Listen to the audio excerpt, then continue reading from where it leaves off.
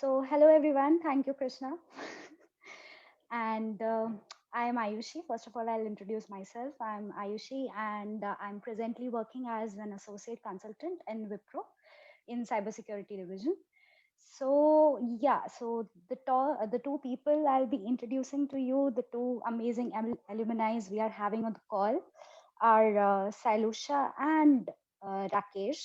They both will be talking about the finance sector, management sector in India, the totally a non-biotech field.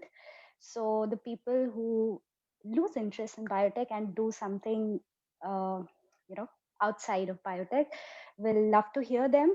So let's hand it over to Sailusha. Can you please say hi to everyone? And yeah, Sailusha. Hey, hi everyone. Am I Yeah, hi. audible? Yes, you're perfectly audible, Sailusha. So the floor is yours. Okay, yeah, thank you. Hello everyone. So I'm Sailusha here. I'm from 2015 batch from Biotechnology Department.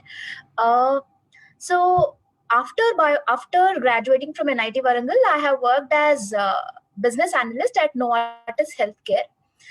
That is when I decided I have to go into management field because before that I was mostly inclined to research. I always wanted to do PhD and then end up somewhere in the academic field. But after joining Novartis, my perspective has changed. So I thought that I fit well in management sector because I found some interest in solving the cases, and I've seen what are the different opportunities that open up. One reason why I wanted to pursue MBA instead of academic field is I wanted to stay in India, and what I've seen was mostly if I have to enter into biotechnology field again, I'll have to go abroad. So that is one of the pressing concerns for me at that time. So after joining Novartis is when I started preparing for CAT, and then I've given CAT for about 2 times. First 2 times I was not able to clear it, and third time is when I have cleared it. Because of my expertise in pharma sector, which is like a rare combination, I was getting a few consult shortlists, which most people uh, aim to get into. But after attending a few of the mock interviews, I felt again it's not right for me.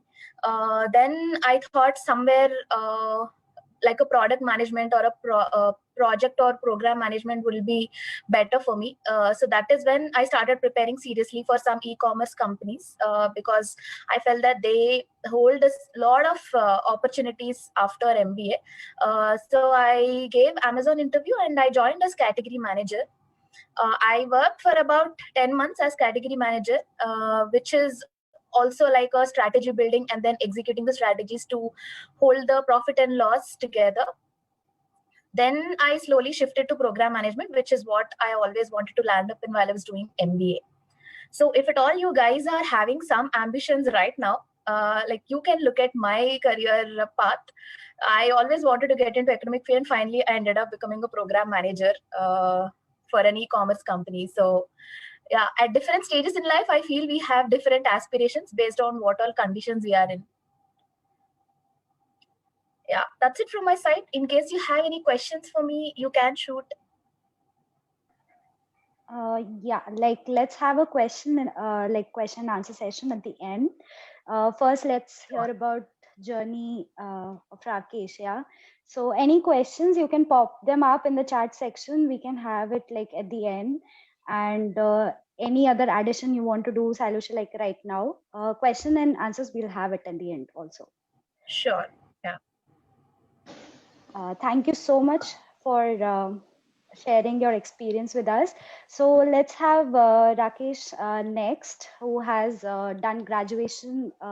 He's an MBA graduate from XLRI Jamshedpur and from batch of 2013 of an ITW. So let's hear about your journey, Rakesh. Hello, can you hear me? Can you Hello, hear? Hello, hello everyone. over to you. Am I audible? Yeah. Yeah, very clear. Yeah. So I would start my journey maybe just before I joined NITW. That was way back in 2009. Uh, I always wanted to do an MBA even before joining, doing BTech. So BTech was just a mandatory thing for me to just do an MBA. So at that time, choosing biotechnology, I mean, when I got an opportunity to do biotechnology at NITW, I didn't think much because I was more bothered about the brand or the tag that NITW brings me. I didn't think whether it's biotechnology, chemical, or anything else. So then joined NIT, I mean, biotech there. Uh, During the journey, I loved the course and the academic rigor that we had and everything. But I always was stuck on doing an MBA and then running a business after that. So even during placements, I was more inclined towards non-biotech companies. I mean, I got into Mu Sigma as a decision scientist. I mean, a lot of you might be wondering what does that mean. Uh, Maybe I'll just take a minute to explain that. So Mu Sigma is into data-driven problem solving. So we work with the Fortune 500 companies and help them solve their business problems using data. So that typically involves three aspects, right? Math, business, and technology, because there's a large amount of data. So you need to analyze that data using stats and then there are tools because that's given the amount of volume of data.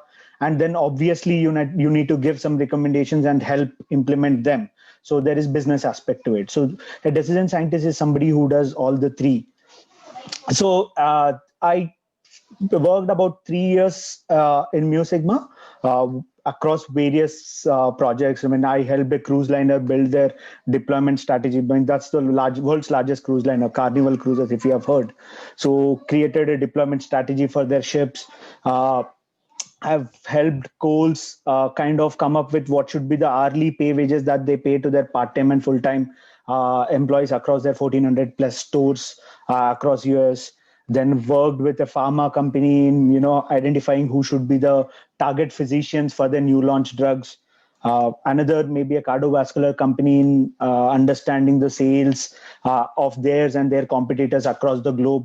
So worked on wide variety of projects, but it was always a back-end analytics team. I mean, what it was, so the interaction with the client was always through phones or VC setmax. So that was my work at Mu Sigma. I mean, I started writing CAT and other competitive exams for MBA right from my 4th year. Always was, so close yet so far types, always was hitting that 99.23, but was never able to get into the leagues of the. So I was very clear, if I have to do an MBA, I'll do it only from top 5 colleges. I'm not going below that. So it took me about 3 years to get into XLRA. There I was, when I joined the business management course there. During XLRI, I was leading the operations committee there. For internship, I interned with TAS, Tata Administrative Services. Not sure most of you might have heard it, but it's the most coveted internship position in the B school circles because Tata Group hires for their leadership positions. So they groom their CXOs using that particular program. So then there my project was kind of launching an FMCG distribution channel in Tanzania, in Africa. So I did a field work in Tanzania and Kenya for about 2.5 months for my internship there. And then I joined BCG, the Boston Consulting Group, as a consultant. So there, again, I would say BCG is more of an extension of what I did in Mu Sigma. Here, I do front-end consulting. It's a management or strategic consultant, if I have to put it this way. So I work out of client locations, helping, again, clients solve their business problems. What kind of problems these can be. Like, I mean, it's been a 3-year journey at BCG so far for me. I've worked on 6 different projects. So I've helped the state government create their industrial policy. I mean, that's Andhra Pradesh. So then I have worked with an Indian automobile player to simplify their new product development cycle. 5-year car making process, we got it to 3.5 years. Then I worked with an Indian IT company to reduce their costs. Then I worked with, I'm currently working with a, Indian pharma major to optimize their go-to-market strategy, redesign their sales force structure in India. Then I've worked for a merger of 2 large electrical companies in India. So these were few of my projects. So the reason I'm telling you this is basically the kind of field consulting is like it throws you a different challenge every other day, right? Most of our projects are 3 to 6 months, and every project is a new project by itself, right?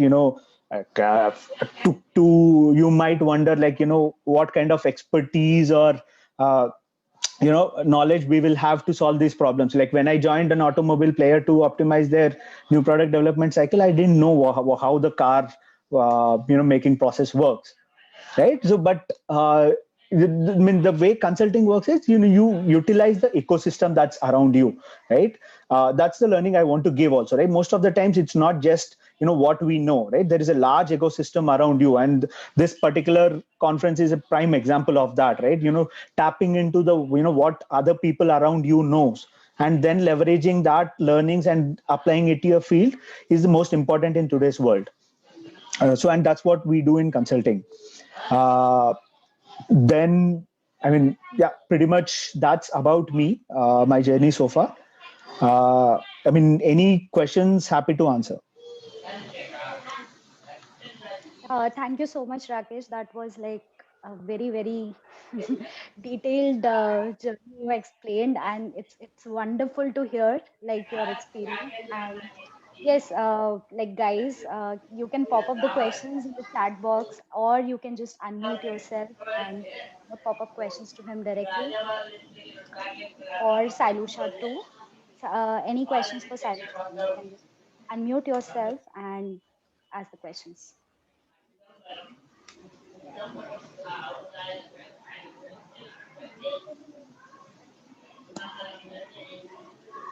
So yeah, we have a question from Ashwin Bhaiya. Okay, maybe I Ask can him unmute directly. myself actually. So I was actually wondering, I mean, I went through the profile of Salusha ma'am.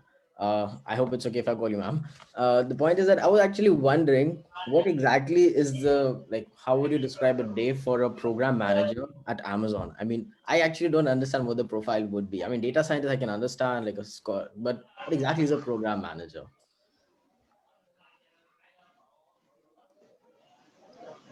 Yeah. So program management is similar to project management. Basically, you will have to interact with different stakeholders, say a product manager or a marketing manager. Program manager is the one who brings everything in place, all the business requirements, all the technical expertise, or any other external help or resources that a project would require to streamline the whole process. For example, there's a certain manual process where Amazon would like to audit on a monthly basis, and there's no process in place. Everybody has been following Excel based process. So here a program manager has to talk to product managers and understand what kind of product enhancements are required to make this process an automated and a streamlined one. Also, we will have to maintain a schedule as to when a particular input is required or when a process is done and when output is given, and this output will be consumed probably by some other team which will again process it further. So program management is mostly around stakeholder management to bring all the bits and pieces of different aspects of a process. Is it too high-fi? I'm not sure if I simplified it enough. I actually understand. I hope the others also understand. I do understand. Thanks a lot for that. Maybe I can also ask one question to Rakesh. So I really like the part where you said that you face challenges every 3 or 4 months in a totally different field. I was wondering, has biotech or the studies in the biotech has ever helped you? Because I mean, if automobile, if you could learn how does the automobile work? So has the biotech knowledge ever helped you in your job yet?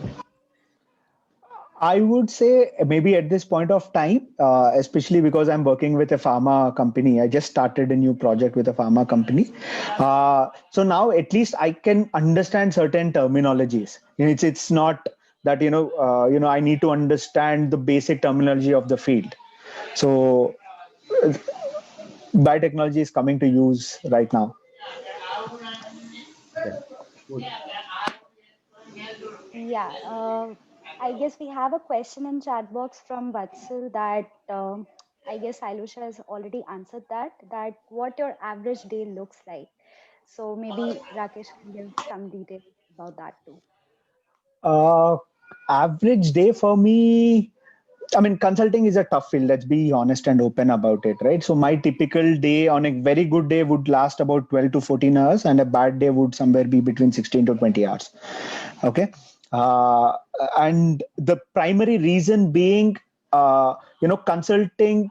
So at the end of the day, we are service providers, right? So we work for clients, and consulting is a very expensive service. And the moment the Indian client or any client for that matter shells out few crores per month, they expect the ROI in the same way, right? So as given that you have to solve such huge problems in a span of few weeks or say 3 months, you need to stretch.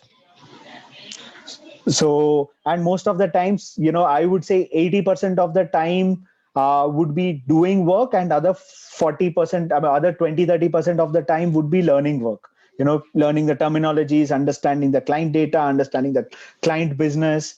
So I need to push that extra mile to understand and get comfortable as soon as possible. So that would be a typical day for me at work. And the moment. Any additions, Sailusha? Yeah. Sorry. No. I was saying by the time you get comfortable with the work, you are into some other project. So. Okay. Any additions, like you wanna add something to it, Sailusha?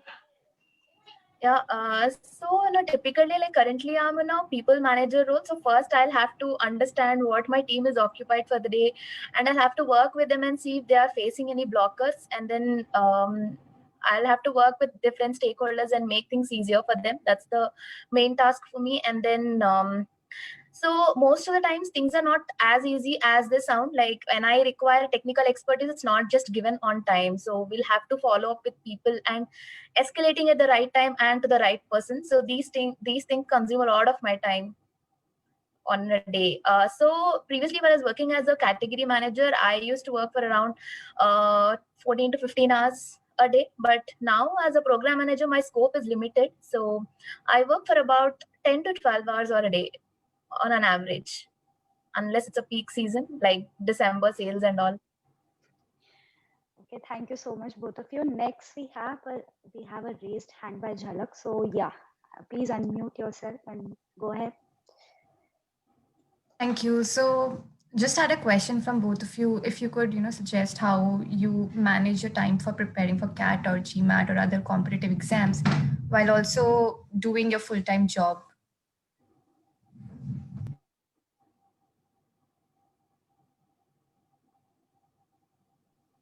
Rakesh, we can't hear you, I guess. Yes. Oh, sorry. So when I was prepping for my MBA, my typical work used to start at 9:30, but I used to be in office by 7:30. So 7:30 to 9:30 was my prep time for CAT. I mean, no compromise on that. No reasons or anything. So even if my work goes late on that night, 7:30 dot, I need to be in office and then prep for. And this I did from say Feb to November. I mean, that's when typically the CAT happens, right? So maybe occasional days as a cheat days, but that used to be my routine. So that ensured that at least I'm not away from prep, right? Work didn't keep me away from prep. I hope that answered your question, Jhalak. And Yep, we thank have you. so many hands popping up. Next, we have a raised hand by Money. So please unmute yourself and you can go ahead. Hey Salusha and hey Rakesh, nice to see you all both here. I have a very simple question. It's out of my curiosity.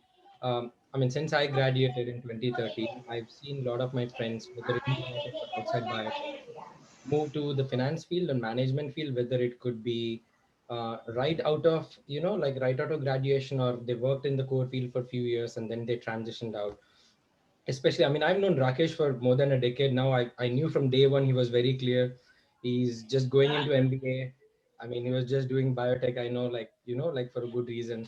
But retrospectively speaking, would you have done anything different? There probably are students currently who know for sure, probably in the same track as Rakesh, that they want to go into the management field. They're probably in their first year and second year. What advice do you have for them? And retrospectively, if you're going back and doing the whole program, what differently would you have done? Like, is doing a bachelor's in biotech even, the right option, or would you recommend do a bachelor's in, like business administration or something? Okay. So in India, I think we are still not very evolved in business administration at the bachelor's level. All right. If you see any MBA college, even the top 5 colleges, including ABC, Excel, and Lucknow, typically 90 to 95% would be engineering grads. And then, that's the way society is. That's the way we are. Right. Uh, Retrospectively, I would have still done the same given how the society in India is, right? And even colleges acknowledge that. They talk about diversity in not just gender but also in education, but that doesn't reflect in numbers, to be honest. So I still feel engineering is still a good bet to get into MBA if you ever want to do one. And then the field that you choose in MBA doesn't matter. I was saying, how much do extracurriculars that we do in college matter? How have extracurriculars helped you in what you are doing right now? So I can take up that question if it's okay. So I feel that extracurriculars play a very important role. First, in getting through top IIMs, and then again for placements, especially if you're aiming something like consult or a product manager role. For me, I was able to get into IIM Bangalore with 98.32 percentile. I feel first is because of diversity. That is the branch biotechnology, and then it's because of my extracurriculars. So I have taken part in most of the events that happened at NIT Warangal. Besides the memories that I have gained, I think the extracurricular activities helped me get a very enriched profile first to get into IIM Bangalore. And then after that also I have done a degree in Kuchipudi dance. So I feel that both of them have given me exclusivity in terms of building the profile. So I feel extracurriculars play an important role. Otherwise, you can always play with the CAT score. Like for colleges like IIM Calcutta and all, score and all matter. Anything to add up from your side, Rakesh? You are on mute again. Okay. So nothing much to add. I guess Alisha covered most of it. It helps. Obviously, it do help. Okay. So we have so many questions popping up. So I'll start up with there is a question from Ankit, that is MBA a must for holding a management job? Do we need to go ahead with MBA only, or there are other options to go for a management job?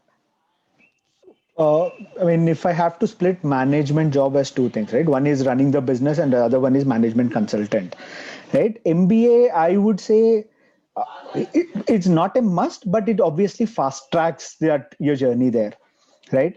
Be it getting into a management position in a any other company or a management consultant role. It would be a shortcut, I would say, to get there, or else your waiting time to get there would be much higher.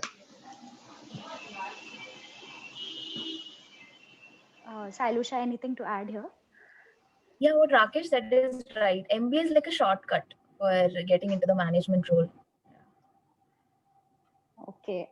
So we have next question from Rohit. You want to unmute yourself and ask the question directly, or shall I read it from the chat? It'll be great if you I can ask that. So my question is for, first of all, hi to both of you, Rakesh and Sailusha. My question was, so in the US, it is common for the big four in consulting like McKinsey, BCG to recruit PhDs as well for consultant positions. So I was wondering how common of a practice is that in India? It's actually rare in India. Say BCG, McKinsey, or Bain. There are very few roles. I mean, if I have to split consulting into two things, there is a generalist track, which is the core consulting track, and then there are expertise track, where you like kind of recruit topic experts to leverage their expertise in a certain projects. So their role would be only limited to that. So for that roles, I mean, few occasions there are people who are recruited A few PhDs are recruited there, but it's not very common in India to recruit PhDs.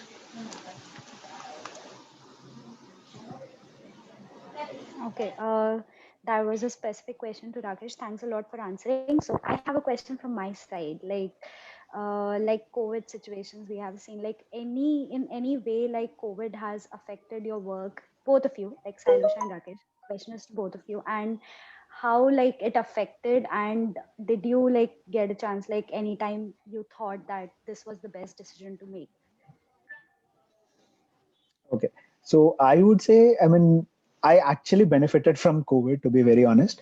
Pre-COVID, when I just got married last year, so my typical work life is like I fly out Monday morning and come back Friday evening because my projects would be based out of India and I keep traveling.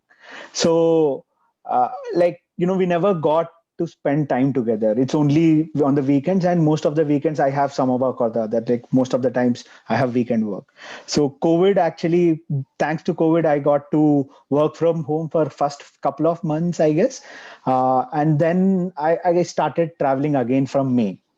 So it was those brief 3 months that COVID has actually helped, and now I would say that I'm I'm minimizing most of my travel again owing to COVID, doing cases out of Hyderabad, ensuring I'm near home.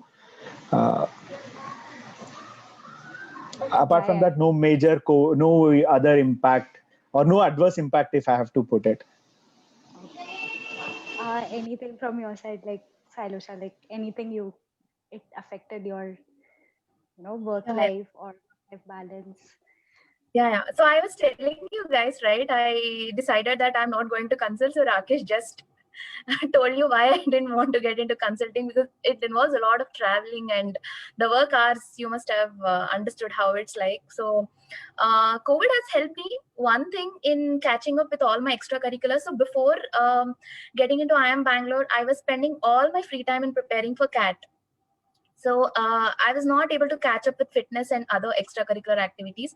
But because of COVID, I was able to cut down on the travel time and I was able to catch up with all those things. But one thing I'm missing is getting to work with my colleagues. Like I miss working with them. There's a lot of discussion that happens over tea and it leads to a lot of innovation. I think that sensitive thing is missing due to COVID. Otherwise, personally, I feel it's comfortable for me due to COVID. Okay, great. Okay, so we have a last question from Jhala, and so I'll just read it out. While applying, how important is it to know the domain in which an individual wants to pursue an MBA, or what the individual wants to do post MBA? Not very important, I would say. I mean, it's one of those mandatory questions that people ask during the interviews, the MBA interviews, but not much weight is given to those questions, to be very honest. And 90% of the folks realize what they want to do, be it the domain or post MBA decisions, only during during the course. Most of the people I know decide what the core domain they want to choose only a month before the end of first year, right? That's when you typically choose what you want to do, specialize in second year. First year anyways is common for everybody, so not very important. If you have something in mind, good, but it's not a necessary condition.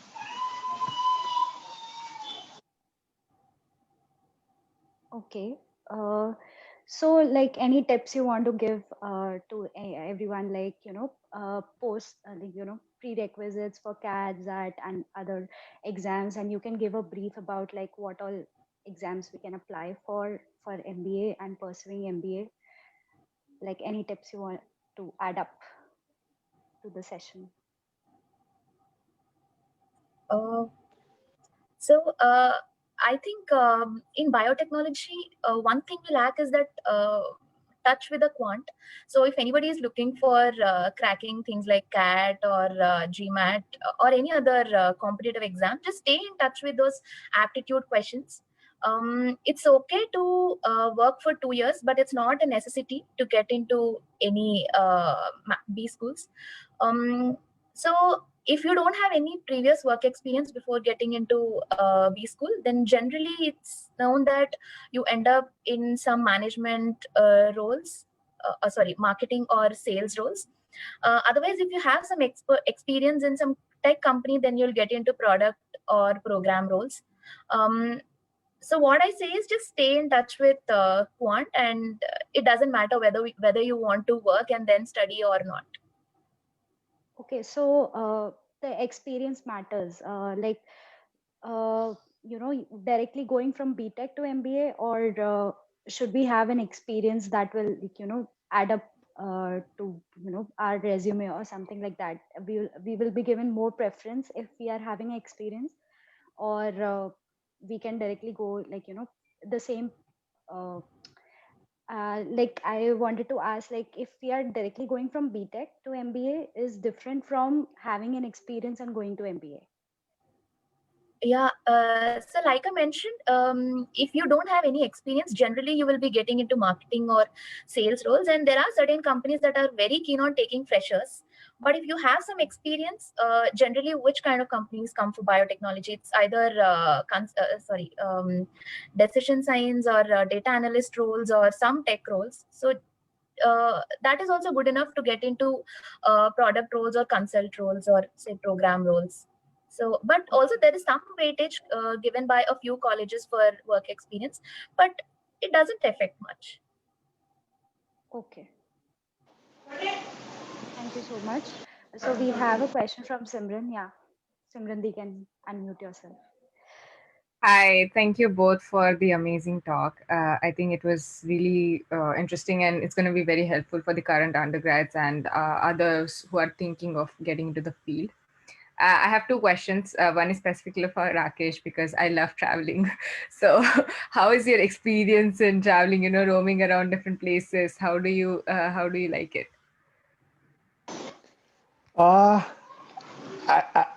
So let me put it this way, right? So even when I travel, it's Monday, Friday, and most of the time I just spend in client location. So it's not like I go to Delhi and then see places around. And most of the times, given how consulting operates in India, we work only in India or maybe some parts of Southeast Asia. So our traveling is limited to that, apart from say some trainings and stuff. So whenever I go abroad for a training, then that's actually a good period, right? You kind of travel for free and then roam around the places. But other times it's actually painful. Taking a 6 a.m. flight on a Monday morning, you need to be up by 3, then go take the 6 a.m. flight, and then coming back on a Friday evening. It's kind of sounds fancy to start out, but it's actually painful at the end of the day. But one good thing, is you accumulate a lot of points, right? So which you can always utilize to do your personal travels at the end of the day. I mean, I must have done at least 4 foreign trips so far, almost for free, just on the points that I have accumulated on on my credit card or on my Marriott account. So those are the perks that you get for the pain you take. So that actually brings me to my second question. So you said that it's really painful. So what actually, both of you, like what motivation or purpose allows you to get up, do the work, even if it's like really early in the morning or painfully hectic. So what's the thing that gets you going for both of you? First, I would say the kind of work we do. I mean, although it's challenging, at the end of the day, it's satisfying that you are doing something challenging and something new every day. So that that gives a lot of kick, right? So that keeps us motivated, and obviously, the money you get paid at the end of the day is just the most important thing, I would say. So.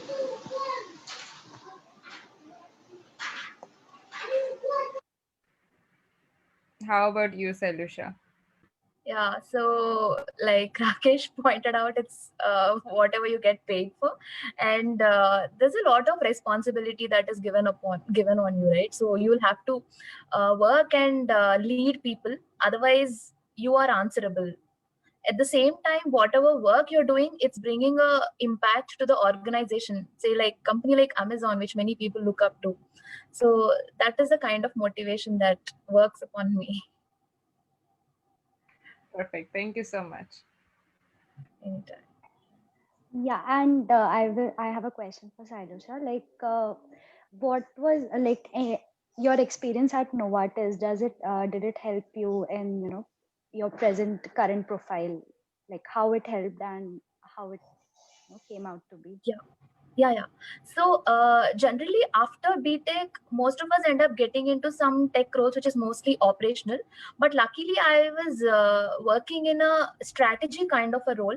I was designing incentive compensation for US field force. I was doing some matrix calculation and all. So that is where I was able to also learn some kind of logical reasoning and data interpretation for my CAT. I was working with business partners, which are like 4 or 5 levels above me. And that kind of helped me understand how the business perspective is like. And that is where my motivation again got reinforced. I also traveled to the US during that time, but it was not a very pressurizing one. I thoroughly enjoyed working with those senior leaders. So looking at those people and the way in which they were solving the problems, I thought I should also be able to do like that someday. And so even when I went for my trip, I was getting up in the morning at 4 a.m. and I was writing mock exams for CAT. And then I used to go to office, come back and revise what I have written in the morning. So that's how it was motivating for me. Novartis is a good company to work with.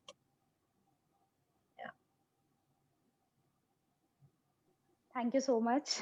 Yeah, that pretty much answered my question. So, anyone else who wants to, interact with them, or any more questions from your side, guys? Or we can just wrap up. It was really, really amazing to hear you both, and practically, like, personally, I really learned a lot because I have some interest in management.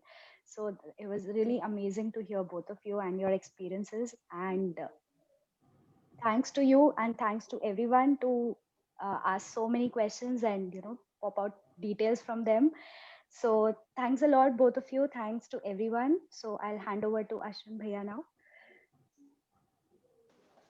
My pleasure. Thanks. Thanks Thank again. you, everyone. Thank you very much for the talks, actually. They were pretty good and very informative, I think, for all of us.